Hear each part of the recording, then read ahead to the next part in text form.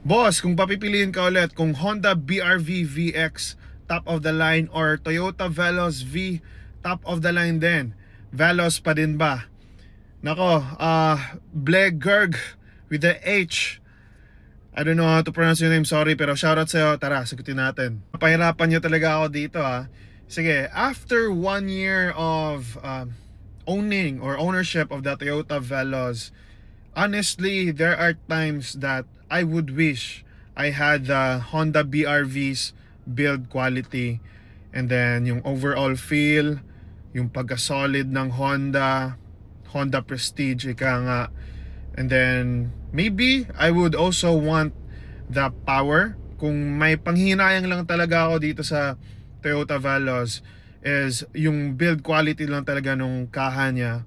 And every time talaga sinasara mo, binubuksan mo yung pintuan ni Veloz, is you would really wish you had that more solid na overall body frame.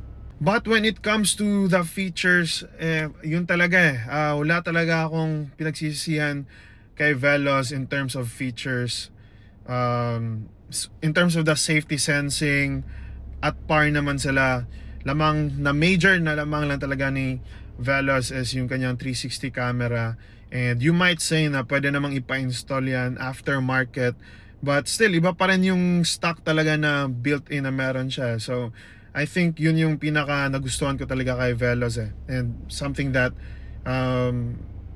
it's okay for me to have, kahit sa yun nga yung medyo malaking paghinayang natin in terms of the build quality. Para sa akin, that really compensates. And then when it comes to the looks, kasi I know it's really subjective. Honda BRV, simple, elegant, ma-flow lang yung ano niya, yung kanyang looks, yung aesthetics. But sobrang lakas ng dating talaga para sa akin ni Toyota Veloz.